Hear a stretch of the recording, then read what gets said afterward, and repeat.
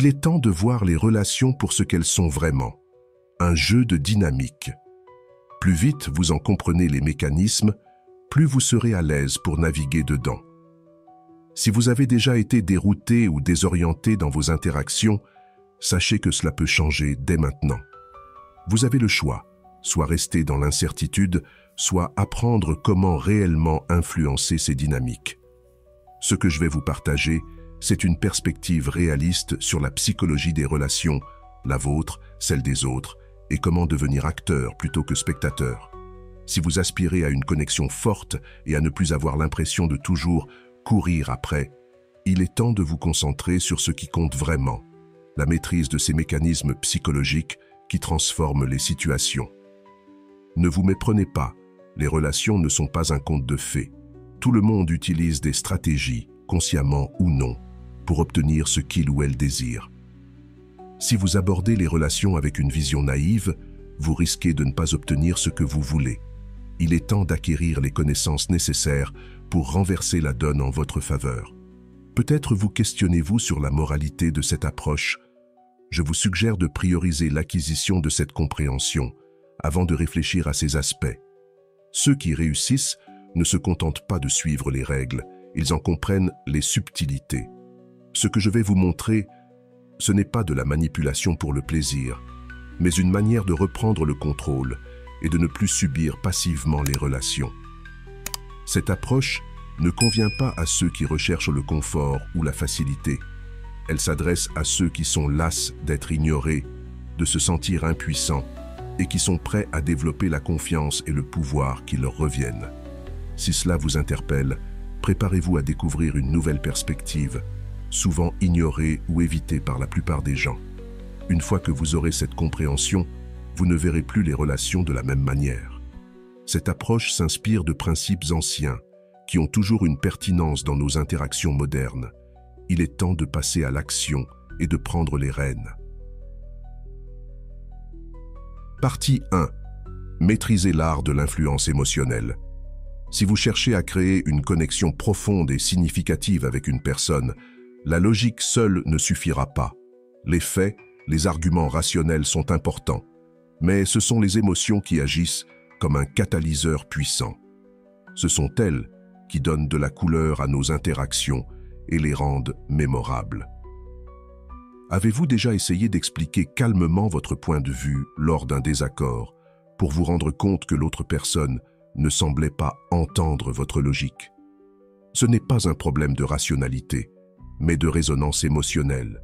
Nous sommes tous câblés pour réagir aux émotions, et c'est là que se trouve un levier d'influence puissant. Il est possible que vous ayez déjà vécu une situation où, après un échange tendu, vous vous êtes senti déstabilisé ou même coupable, sans comprendre comment la situation avait évolué si rapidement. C'est la manifestation de la puissance des émotions. Elles peuvent être utilisées, consciemment ou non, pour faire pencher une dynamique relationnelle d'un côté ou de l'autre. La bonne nouvelle, c'est que nous pouvons mieux comprendre ces mécanismes. La clé est d'apprendre à cultiver une présence émotionnelle qui inspire plutôt que de subir les réactions émotionnelles des autres. En étant conscient de vos propres émotions et de celles des autres, vous pouvez agir de manière plus éclairée et harmonieuse. La logique ne crée pas l'attraction, mais une combinaison d'authenticité et d'imprévisibilité peut susciter l'intérêt. Lorsque vous générez un mélange d'excitation, de joie, de curiosité ou même une pointe de mystère, vous attirez l'attention. Les émotions sont puissantes, et si vous apprenez à créer ces variations d'intensité, les autres associeront ces ressentis à votre présence. Voici une approche pratique. Créer des pics émotionnels par une présence chaleureuse et attentive, suivie de moments de distance réfléchis. Cette alternance maintient l'équilibre et invite l'autre personne à s'investir. Cette forme d'imprévisibilité subtile rend la relation plus captivante. Les femmes ont leur propre agenda dans les relations. Elles cherchent à garder le contrôle en vous maintenant émotionnellement attaché. Mais si vous apprenez à jouer avec ces émotions avant qu'elles ne le fassent avec les vôtres, vous aurez déjà gagné. N'essayez pas de raisonner dans ce domaine. Les émotions sont le véritable terrain de jeu. Maîtrisez-le et vous ne perdrez jamais. Partie 2. La technique du push-pull. La dynamique proximité-distance repose sur un principe simple: créer une variation émotionnelle pour maintenir l'attention et l'engagement au sein d'une relation. Avec une perspective stoïque, il ne s'agit plus d'une simple technique, mais d'une manière de comprendre les rythmes naturels des interactions humaines. Il s'agit de reconnaître que les relations évoluent selon un flux et un reflux, et d'apprendre à naviguer cette dynamique avec conscience. Le concept est le suivant: la phase de proximité, où vous êtes présent et attentif, où vous exprimez l'importance de l'autre personne. Puis la phase de distance, où vous vous retirez, où vous prenez du recul, où vous vous concentrez sur vos propres besoins. Ce va-et-vient naturel crée une dynamique où chacun ressent une gamme d'émotions, ce qui permet une meilleure compréhension des besoins mutuels. Pourquoi cette dynamique est-elle pertinente? Parce qu'elle reflète les besoins naturels des relations. Si nous sommes toujours trop présents, nous risquons d'étouffer la relation. Si nous sommes toujours trop distants, nous risquons de créer un sentiment de négligence. En comprenant cet équilibre, nous pouvons nourrir nos relations de manière saine. Les émotions, aussi intenses soient-elles, peuvent nous offrir des informations précieuses sur nos besoins et ceux des autres. Un exemple de cette dynamique peut être observé dans différentes formes d'interactions humaines, où l'alternance de proximité et de distance permet de maintenir l'engagement. L'objectif n'est pas de créer de l'instabilité, mais de reconnaître la nécessité d'un espace individuel et d'une connexion authentique. Il ne s'agit pas de jouer un jeu, mais de comprendre et de respecter les rythmes naturels d'une relation. Pour intégrer cette dynamique dans votre vie, commencez par la phase de proximité. Soyez présent, soyez attentif, communiquez votre intérêt et votre appréciation. Puis, passez à la phase de distance. Prenez du temps pour vous. Concentrez-vous sur vos propres activités, respectez votre propre espace. Cette alternance crée un équilibre sain où chacun se sent vu et valorisé, tout en ayant l'espace de grandir individuellement. L'objectif est de ne jamais perdre l'équilibre entre proximité et distance. Partie 3. Exploiter ses peurs. Les stoïciens comprenaient que nos émotions pouvaient être une arme à double tranchant, une force immense ou une faiblesse dévastatrice. Leur philosophie enseignait à maintenir un contrôle inébranlable sur notre monde intérieur, quelle que soit la tempête extérieure. Dans le contexte des relations, cela signifie que, tandis que les femmes jouent sur le terrain émotionnel, vous, en tant que stoïque, restez calme, stratégique et maître de vos réactions. Imaginez ceci. Tout comme un stoïcien, vous refusez de laisser les vagues émotionnelles vous détourner de votre objectif. Vous reconnaissez les émotions pour ce qu'elles sont, des phénomènes passagers. Au lieu de réagir instinctivement, vous choisissez comment répondre.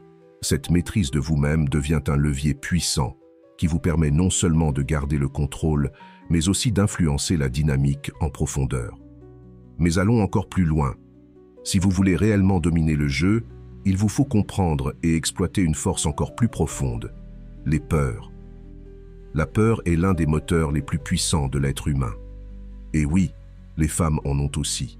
Peur d'être abandonnées, peur du rejet, peur de ne pas être à la hauteur.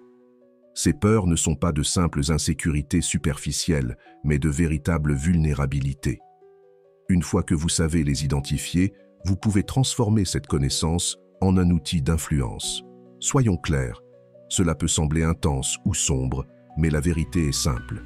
Dans une relation, soit vous contrôlez la situation, soit elle vous contrôle. La leçon à retenir est claire. Si vous voulez garder le contrôle dans une relation, faites en sorte qu'elle perçoive la perte de votre présence comme une crainte majeure. Lorsqu'elle redoute de vous perdre, vous détenez le pouvoir. Maintenez une dynamique où elle est sur ses gardes, toujours à la recherche de votre validation, et elle restera investie. Attention, cela ne signifie pas terroriser ou manipuler de manière abusive. L'objectif ici est de comprendre ce qui motive son comportement et d'utiliser cette connaissance de manière subtile et stratégique. Les stoïciens enseignaient que la peur, bien qu'innée, peut être transformée. En affrontant vos propres craintes et en maintenant une vision claire et rationnelle, vous devenez imperméable au chaos émotionnel. Cette posture stoïque vous offre un avantage unique. Vous êtes conscient des peurs qui peuvent influencer une relation, mais vous refusez de vous laisser entraîner par elles.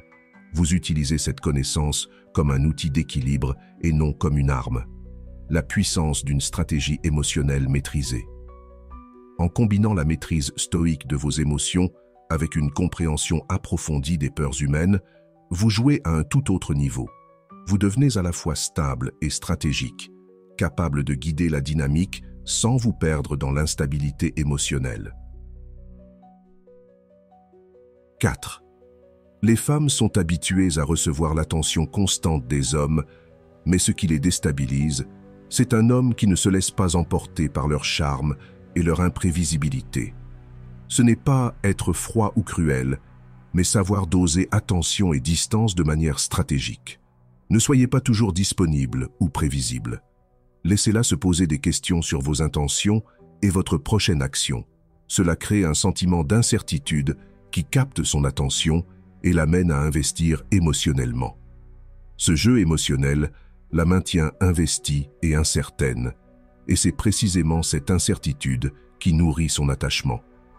Dans la vie réelle, cette dynamique fonctionne également, car elle introduit un défi qui suscite l'intérêt.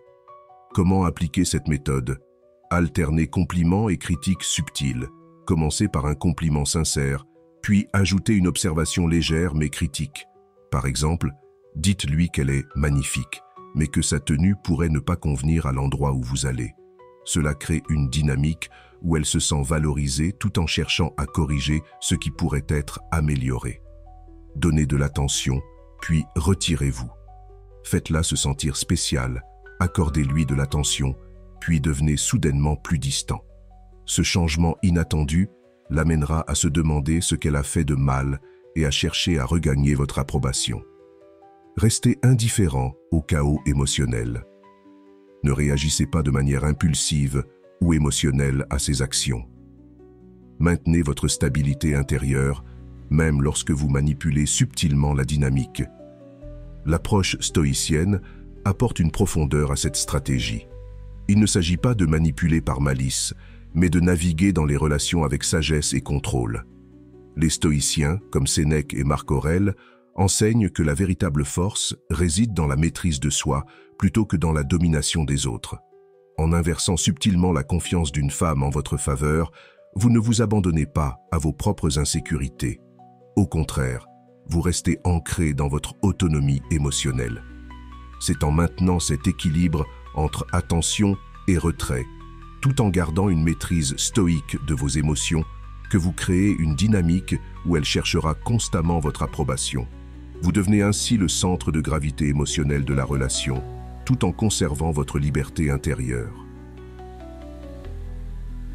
J'espère que ce message t'a été utile. Si tu as aimé la vidéo, je te serai reconnaissant de laisser un j'aime et de t'abonner. Si tu te retrouves sans mots, écris simplement « stoïcisme » pour montrer que tu fais partie de la minorité qui a suivi la vidéo jusqu'à la fin.